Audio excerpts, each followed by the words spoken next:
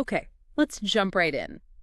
Today, we're doing a deep dive into some ancient wisdom that feels, well, surprisingly relevant right now. We're unpacking the teachings of Epictetus, the Stoic philosopher. Yeah, and we're drawing specifically from a really interesting collection, the Golden Sayings, which are essentially fragments of his teachings captured by his student Arian, plus some other attributed sayings, and even the Hymn of Cleanthes. It gives us a glimpse, from multiple angles. Exactly. It's not like one single book. It's more these distilled moments of insight, practical advice, really, forged in a life that definitely knew challenge. I mean, from being born into slavery to advising emperors, quite the journey. Absolutely. Think of these sources as maybe a map and compass, handed down from someone who navigated some seriously tough terrain way back when. And our mission here is to, well, explore these fragments, pull out the core insights, the practical wisdom, and see how they offer tools for navigating your life today, helping you get quickly informed on these pretty profound ideas. So, Epictetus,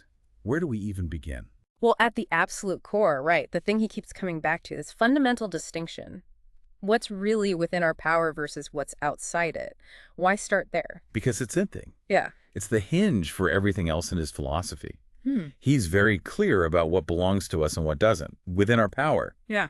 Our opinions, our impulses, desires, aversions, basically. Our own voluntary actions, our inner world, Right. Our reactions, our choices. Exactly. Yeah. But then there's, well, everything else, the vast majority of things we often stress about. Things like our body, possessions. Precisely.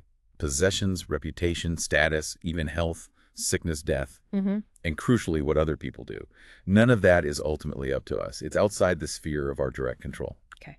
And the power of seeing that difference, according to Epictetus, is that our happiness, our freedom, they don't depend on trying to wrestle control over those external things. They come from focusing only on what's inside, what's within our power. Yes, and viewing everything outside of that as, well, the term is indifferent. Indifferent. That sounds a bit cold, maybe.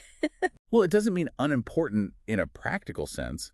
Like, health is better than sickness. Yeah. They're preferred or dispreferred indifference. We naturally prefer health. Okay. But they shouldn't be the basis for judging if our life is good or bad. Our core well-being, our virtue, isn't determined by them. It's determined by how we respond to them. Right. How we use what's in our power when faced with those external. Exactly. And he has that great analogy for it, the two handles. Oh, that's brilliant, isn't it? A perfect illustration. He says everything that happens has two handles.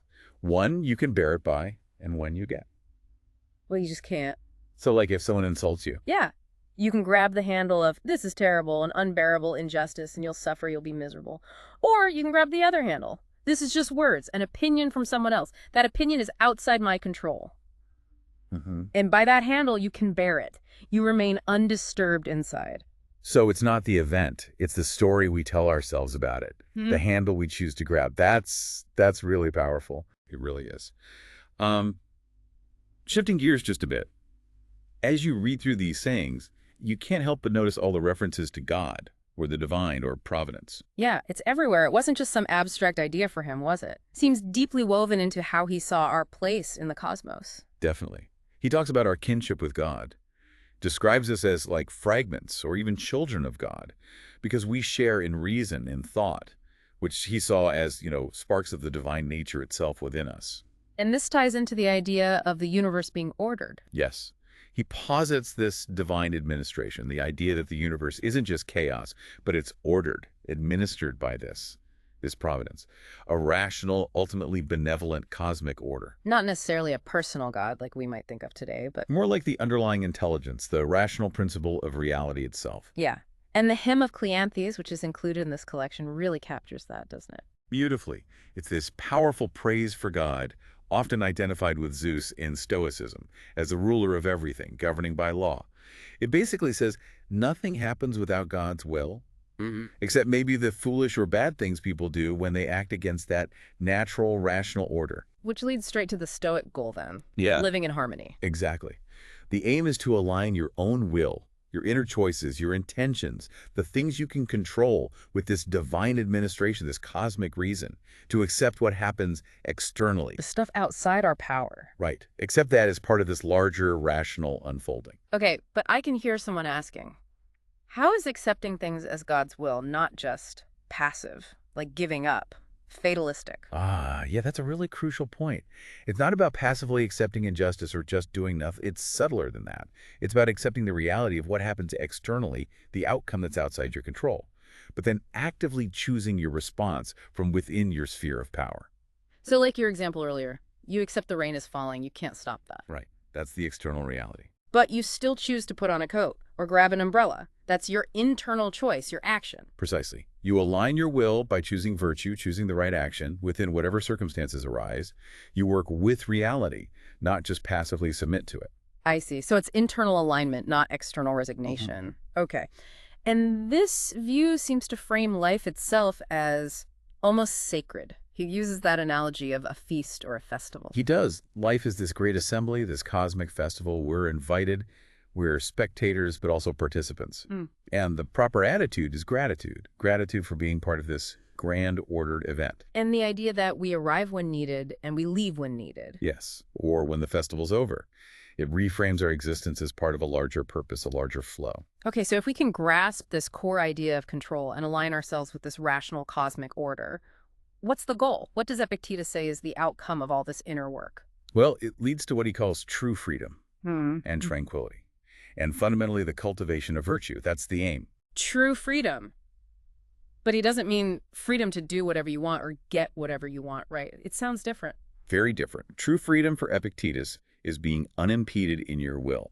And since your will concerns your opinions, desires, judgments, the things within your power, you can actually be free right now, regardless of external circumstances, even physical chains. So freedom from inner disturbance, freedom from fear. Exactly. Freedom from fear, freedom from being controlled by external events. Because your inner self, your ruling faculty, is the master. It's aligning your personal will with that bigger divine will, that rational order. And tranquility, that serenity, that peace of mind we're all kind of searching for. It flows directly from that inner freedom. It's not achieved by changing the world outside you. You can't control that. It comes from controlling your inner reactions, managing your desires and aversions, accepting what is, and pouring your energy into being virtuous. And he gives us that really concise, memorable principle for this. Bear and forbear. What does that actually mean in practice? It's like the distilled essence of the practice. Bear. Patiently endure what must be borne. The difficulties, the externals, the things outside your power. Handle them with resilience. And forbear. Abstain from things you ought to abstain from. Especially, excessive desires for fleeting pleasures or things that pull you away from reason and virtue. So, patient endurance and disciplined restraint. That's a good way to put it. And he highlights specific virtues needed for this inner strength. Faithfulness, modesty, courage, integrity. I noticed one maybe less common today. Sure-footedness. What's that about? Sure-footedness. Or sometimes it's translated as steadfastness, reliability. It suggests someone whose character and actions are firm, steady, they adhere to their principles, they're not easily swayed or tripped up by external pressures or, internal whims. Grounded, reliable. Exactly, grounded in virtue, someone you can count on because their core is solid. That makes sense. And his take on wealth is also pretty countercultural, isn't it? Oh, absolutely. True wealth, he argues, isn't about piling up possessions. It's contentment. If you're content with what you have internally, with your character, then you're truly rich, because you lack nothing essential for your well-being, which is all seated inside you anyway. This all sounds, it sounds like hard work, a rigorous path. Epictetus really emphasizes that this isn't just stuff you read about, it's a practice. Oh, totally. He hits that point again and again. Philosophy isn't just theory you discuss. It's something you do every single day. It takes conscious effort, self-discipline, constant vigilance. He uses these strong metaphors. Like what? Like it's a kind of warfare you wage against your own unhelpful tendencies, your irrational judgments. Or it's like surgery, to heal the soul of unhealthy desires and fears. Wow. So the focus isn't on looking like a philosopher, putting on a show. No, actually, quite the opposite. He advises being content to seem a bit foolish or ignorant to others on the outside. He even says, distrust yourself if people start praising you too much externally, because the real work, the important stuff, is internal. It's private. It's about changing yourself, not impressing others. Exactly. It's about genuine self-improvement. He actually says something like his pleasure is in seeing himself get better day by day. Yes, that's the reward. The real task is purging your own mind of fear, of excessive desire, envy, anger. All those emotions that flare up when we mistakenly grasp at externals as if they're the ultimate good or bad. And did he point to role models, people who actually live this way? Oh, definitely. He holds up Socrates constantly. Socrates is the ultimate example for him. Someone who lived and died embodying these principles, facing poverty, false accusations, even death, with total inner freedom, calm, always focused on virtue and reason. A tough act to follow. For sure. He also sometimes mentioned Diogenes the Cynic as an example of, well, radical detachment from society's expectations and desires, living stripped down to essentials to guard that inner freedom. Different style, but same core principle of inner mastery. Right. And what about communication? How did he advise talking about these deep ideas with others? Interesting point. He advised being brief and necessary. Avoid idle gossip, trivial chatter. That makes sense. Yeah, and interestingly, when you're around people who aren't familiar with these principles, who haven't studied them, he often advises, well, mostly silence. Yes, silence. Why?